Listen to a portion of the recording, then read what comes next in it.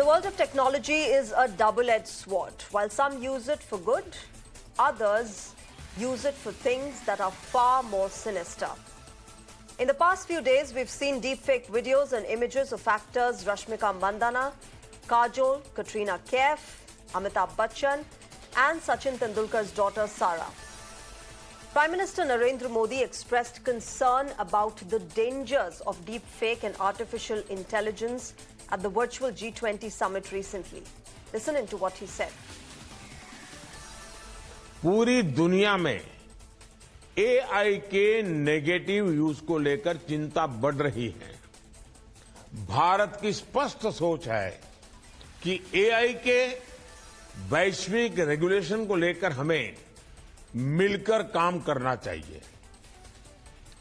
Deep fake समाज के लिए, व्यक्ति के लिए कितना खतरनाक है, इसकी गंभीरता को समझते हुए हमें आगे बढ़ना होगा।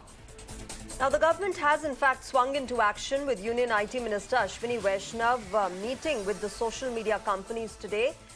And he said that there is a need for a strategy to control the dangers of artificial intelligence. चार चीजों पे एक साथ मिलके काम करना पड़ेगा और जल्दी काम करना पड़ेगा। पहला है किसी भी डीप फेक को कैसे जांच करें, डिटेक्ट कैसे करें। दूसरा प्रिवेंट करने का कि एक तो डीप फेक को पोस्ट करने से प्रिवेंट कर सकते हैं क्या पहले, दूसरा उसको वायरल होने से प्रिवेंट कर सकते हैं। तीसरा रिपोर्टिंग मैकेनिज्म, जैसे भी किसी भी ऐप में कभी भी कोई भी यूजर अगर रिपोर्ट करना चाहे कि ये डीप फेक है, इसके कारण नुकसान हो रहा है, इसके कारण प्रॉब्लम हो रही है, ये गलत है, तो उस रिपोर्टिंग मैकेनिज्म को कैसे स्ट्रांग किया जाए। चौथा पिलर है कि अवेयरनेस बढ़ाने के लिए सब मिलके काम करेंगे, सरकार भी काम करेगी, इंडस्ट्री भी काम करेगी।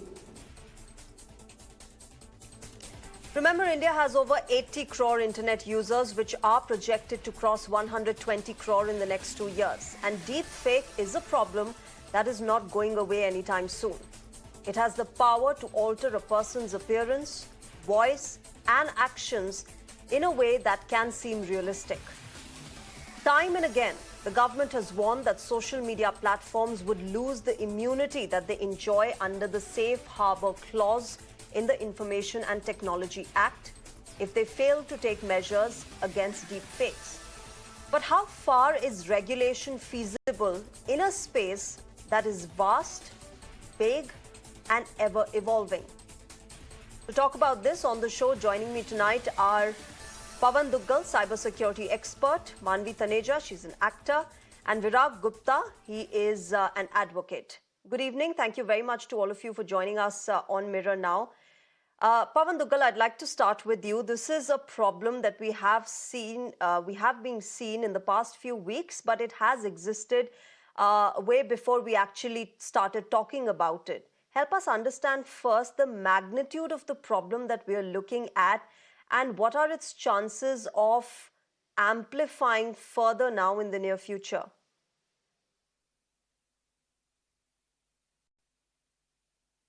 Well, we are sitting on top of a volcano that's about to burst. Only some splinters have come out, and that's been treated as a wake-up call. But the actual problem is far more worse and far more worrisome. The reason for this is India has become the most populous nation in the world. A large number of Indians already have smartphones, and others have feature phones. So in a scenario like this, where Indians are currently undergoing a new sociological phenomenon, which I call the Great Indian Vomiting Revolution, where Indians are vomiting data about their personal, professional and social lives onto the internet.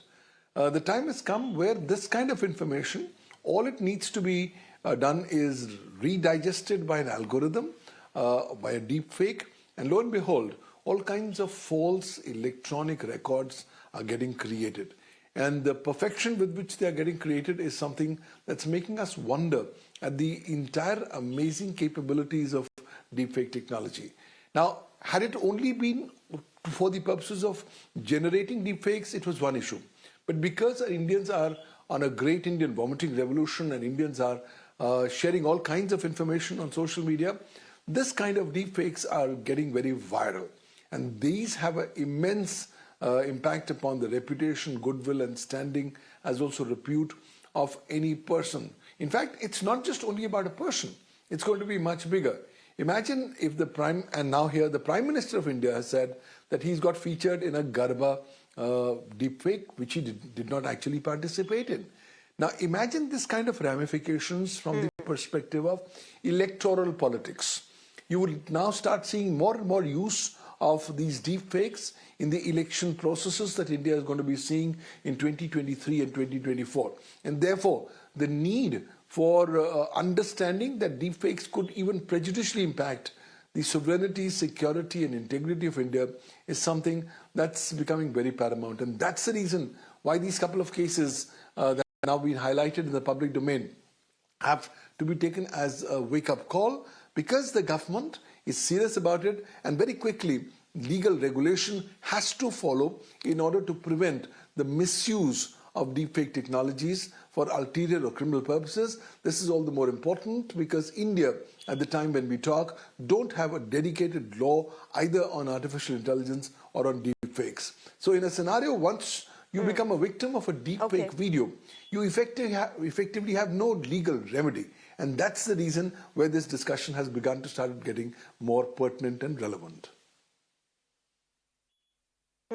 Okay, Pavan Tukkal, I understand your point when you say that we as users of the internet are vomiting out our personal information in every little detail. But Manvi Taneja, as somebody who is a public figure, who is an actor, obviously it doesn't make sense to keep everything personal. You are a public figure, you have to interact with your fans, you have to put out pictures, you have to put out videos of your work. You have to be there in the public space, and therefore the threat, the risk of deepfake arises even more.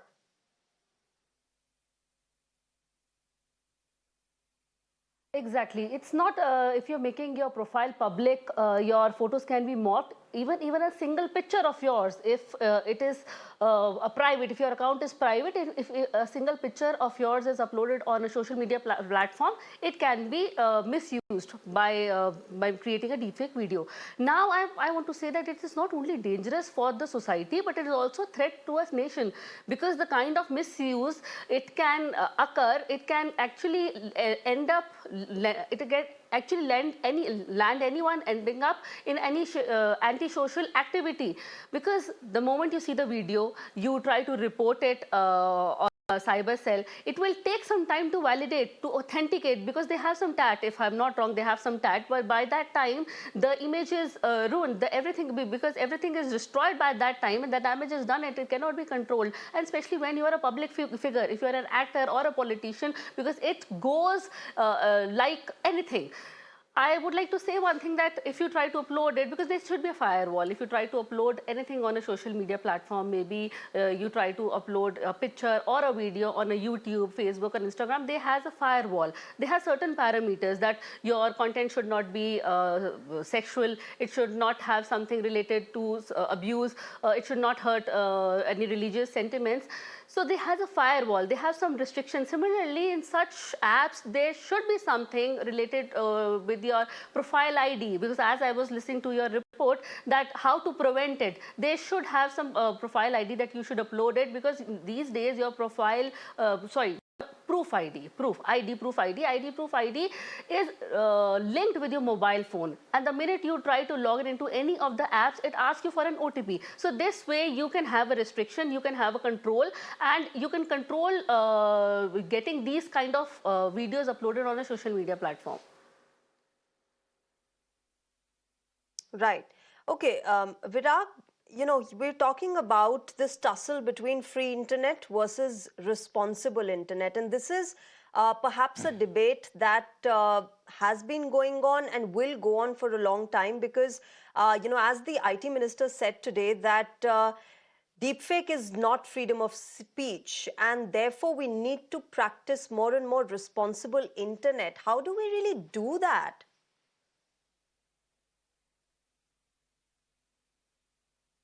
For the responsible internet, government laws are there, and even the policies of these social media companies are there. So nobody can say that in the name of freedom they can get away from the responsibility. Now this whole discussion, there are the two parts. A is the government intention to bring some legal regulation. B, meeting with the companies. Now regarding bringing a new law, rules or draft guidelines or SOP, we need to understand 3 points. Number one, data protection law is approved by the parliament and the president, but rules have yet not been notified. And the government is talking about bringing the Digital India Act in place of Information Technology Act.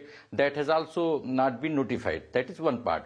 Second is that law and order comes within the state government jurisdiction, and government is not coordinating and interacting with the state government for this menace. And that is something very unfortunate, because ultimately grievance redressal or the police and everything has to be done at the state level. Now the third thing, everybody can't go to the ministry or the minister. There has to be some regulator, there has to be some regulatory mechanism. That is not there. So whatsoever rules or law you make, and if you don't have the enforcement system like the police, everybody can't go to the home minister, or everybody can't go to the home ministry. So there are police thanas and everything is there, and our cyber thanas are not so well equipped. So that is the one part. Now second part is meeting with the internet and social media companies. There are three important aspects. Number one, whenever there is problem with the court or the enforcement agencies or the police, so they have to speak to the US companies. They are not normally getting any data or information from the Indian companies. They are telling themselves to the marketing companies. So why government is meeting with these persons who are not claiming any responsibilities and using all the rights? That is the one thing. Secondly, in 2013-14, in the case of K.N. Govindachar, Delhi High Court, grievance officer was appointed, but still it has not been properly notified. There has to be some toll-free number of these companies where anybody can lodge the grievance. And the third is, government is talking about the 24 hours, 36 hours, 72 hours or 1 month time limit. First of all, that is not clear. Secondly, to enforce that time limit, one has to get the court order. And in Indian judiciary, it is very difficult to get the court order. So I think that whole thing is an academic discussion only, and we need to see how it is actually enforced on the ground. Yeah. Pavan Duggal, we can talk as much about regulating the internet and making guidelines, but the fact of the matter remains that the implementation, it will be a huge challenge. The fact that we have to trace the perpetrator, the source of the video, where it came from, who's made the deepfake video, who's morphed the video, which one's the original, which one's the fake. All of that tracing requires time and resources and the skill. And as we lose out on time in tracing the actual perpetrator, another new technology has come which can be used by fraudsters.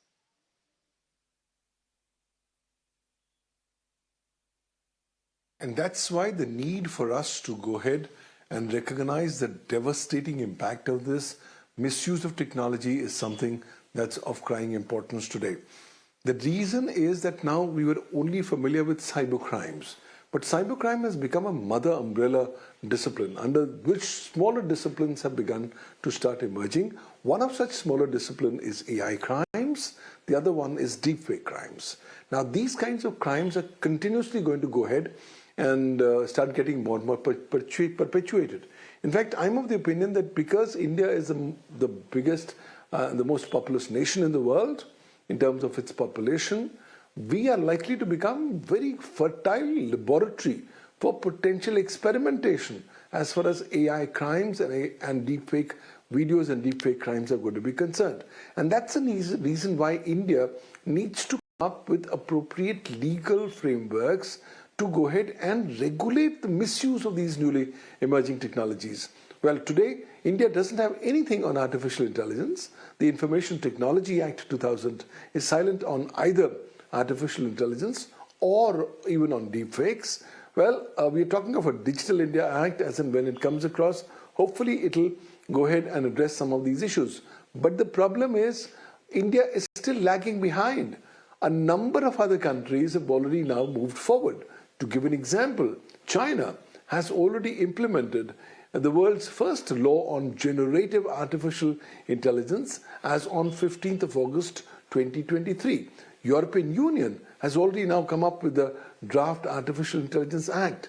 New York in US has come up with a new law on artificial intelligence that mandates audits. Now, if we were able to take the collective wisdom from all these legislative developments across the world and come up with our own customized approach and legal strategy on artificial intelligence and on deepfake, that's going to be the best step forward. But we'll have to remember that both artificial intelligence and deepfakes are like the Rampuri knife.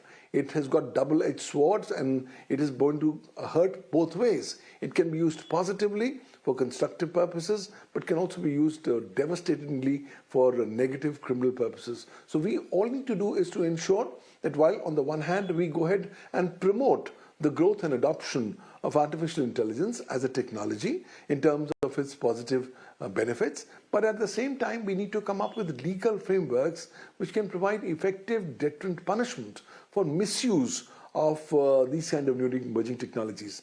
And while that's going to take time because that's a long drawn out process, the government is very well authorized today to come up with rules and regulations under Section 87 of the Information Technology Act 2000, whereby mandating new parameters of due diligence that have to be followed by service providers and intermediaries in order to prevent the dissemination or publication of deepfake videos or AI fake videos on their platforms. Now, clearly, none of the intermediaries want to work. Why? Because they realize any kind of a step taken is going to involve more expenditure, time, effort, energy, and new kind of focus areas. But clearly, it's here that the government needs to come down and tell them that, look, hey guys, if something is coming up which is a deepfake video, you must have technology in order to notify and give some kind of a marking that this is a deepfake video. You must be in a position to go ahead and remove this video within 2 hours, because you can't say that I'm going to take 15 days to remove a deepfake video. By that time, the complete reputation of the concerned person would be demolished beyond repair, and a lifelong learning of reputation, goodwill and standing will bite the dust. So I think the bottom line is the government has to come up with effective, proactive measures in this regard that can actually be escaped if the service providers and intermediaries say, hey guys, please stop. We are doing self-regulation. We are ourselves coming up with self-regulatory mechanisms in order to prevent the dissemination of deepfake videos. But whether that's going to happen or whether the government is going to come up with new rules and regulations is something that we'll have to wait and watch for.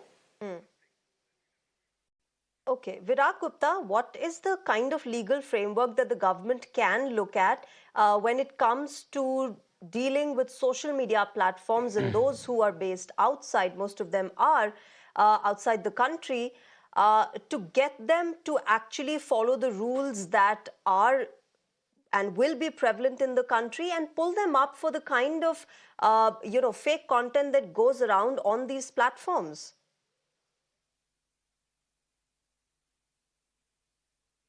Before acting beyond our country border, first we have to enforce our rules and law inside the country. Now, in whole discussion, there are the three aspects in which we need to discuss about the legal provisions. One is deepfake. If we are not able to work against the fake, how can we work against the deepfake? Because our whole digital jurisprudence has failed against the fake news and fake all these videos. Now, the second thing is artificial intelligence, which is mainly based on illegal uses of the data, and for the non-personal data there is no law in country, and personal data law is yet not been enforced.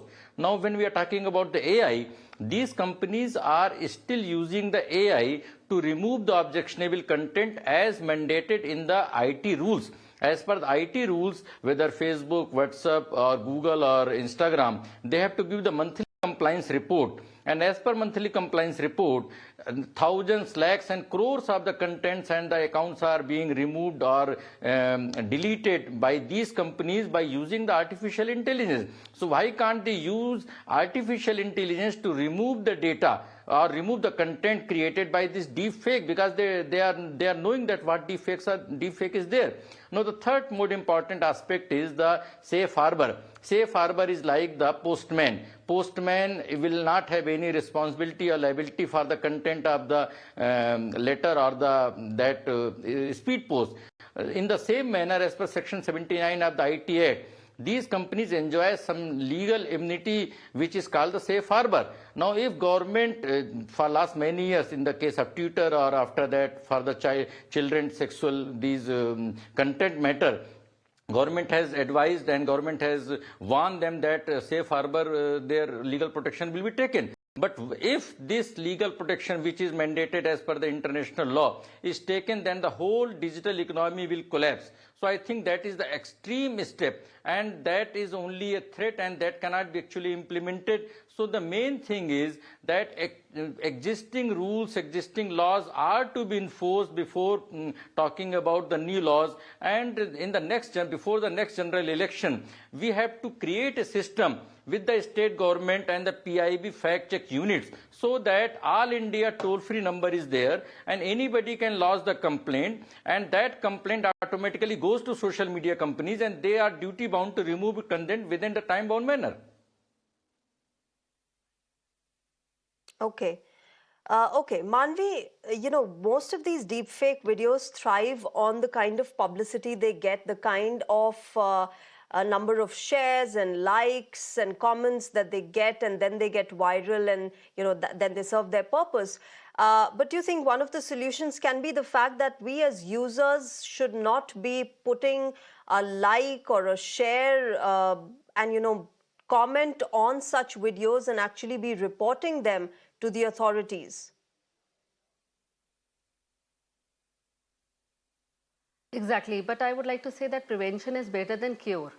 We should prevent, initially we should prevent something of this sort of to get uploaded on a social media platform. And now coming back to your question that, yes, if we see such kind of a video, but my question is that how to identify that whether that X person is there on the video or not, because the minute I'll see the video, it will not come in my mind that the person is, suppose it's my video. Unless I know that I am not in the video, it is very difficult to identify, to authenticate, because see, being a model, I go on a shoot, I go on a video shoot also. If you see an edited picture, you can make out it is edited. If you can see a video, you can make out, easily you can make out it is an edited video because of the filtration and all. But if you talk about deepfake, it is very difficult to literally understand and literally mean that the person is there or not. And now coming up to main, as I said earlier also, that it can be misused in many ways. Rajasthan elections are coming up, and other states' elections are coming up. The speeches and rallies, they can be manipulated. Coming from a film industry background, there are small production houses, there are startups. They can actually mock your pictures, mock actors' pictures without their consent and convert them into an erotic scene, bold scene, intimate scene without consent of the actor. And when the actor wakes up, it is too late. The damage is already done, and everybody will feel that the actor is there on the video. So there are different, you need to set up a firewall and restrictions, because like this, it is not, as I said earlier, it's not only dangerous for the society, it's also a threat to our nation. And lastly, I would like to say that, is there some lobby or a particular association or someone who's behind all this, who's trying to promote these kind of apps and who's trying to promote, because as someone in the panel was saying that he was seeing PM's video, he was doing Garba. So is there someone who's trying to promote such kind of things and just trying to create a threat? So some law should be there to put a control on this. Yeah, okay. Pawan Duggal, my last question to you. India is among the 28 countries which have signed the Bletchley Declaration. We had the UK hosting the first Artificial Intelligence Safety Summit. And the world came together to understand the fact that this field, the space of AI needs to be regulated. We need to have more international guidelines. How much do you think that would be effective in regulating in this space when different countries come together, share their concerns, and come up with common global guidelines for artificial intelligence? And that's the best way to go forward, because at the international level, you find that there is no international law either on cyber law or on cyber security law or on artificial intelligence.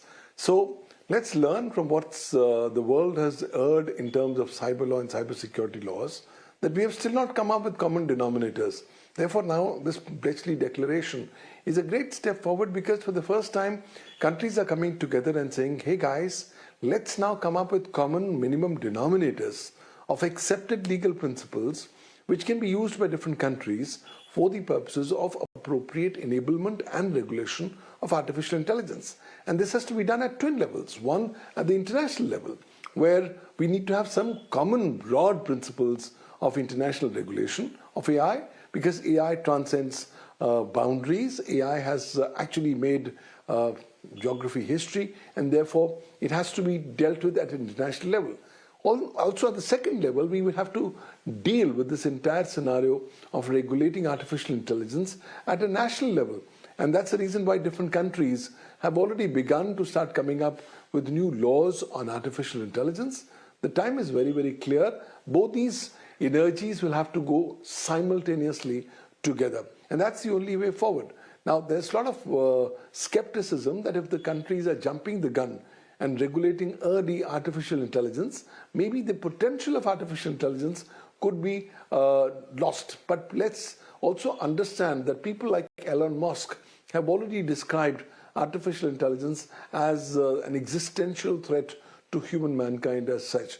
OpenAI, the company behind ChatGPT, has already launched a new project. It's called the Super Intelligence Alignment Project, where they are saying that in the next 4 years, we are now going to come up with a new artificial intelligence that will be superseding human intelligence. So in any case, AI is going to supersede our intelligence. Therefore, the need for having in place appropriate legal frameworks is now, so that we can effectively regulate AI and prevent AI from acting against the interests of humanity and the human race as a kind. And that's the reason why I think this is the right time that steps have to be taken. But both at the international and at national levels, all stakeholders will have to contribute. Why? Because this is an uncertain territory. We don't know how it's going to work across. Till today, most of the countries have shied away from asking or answering the fundamental question as to, can we grant artificial intelligence legality? Is it a legal entity? And what kind of legal liability can be subscribed to artificial intelligence algorithms, as also to the coders of artificial intelligence, should a harm or injury be caused as a result of artificial intelligence taking some decision. And let's remember that artificial intelligence is all ultimately not completely accurate, because hallucination is happening left, right, and center on these generative artificial intelligence algorithms. Therefore, the only way forward is, let's not keep on waiting and watching. To be or not to be is not the question. There's a definitive answer. AI will go ahead and supersede our intelligence. Let's start acting quickly and start regulating AI and its misuse, so that the interest of humanity and the human race could be preserved and safeguarded in the coming times. All right. We'll leave it there. Pawan Duggal, Manvi Taneja and Virag Gupta, thank you very much to all of you for joining us tonight on the show and sharing your perspective on the threats of artificial intelligence and the Industry 4.0 revolution that has come in our times. Thank you very much. All right, with that, we're slipping into a short break. News and updates continue on the other side. Stay tuned to Mirror Now.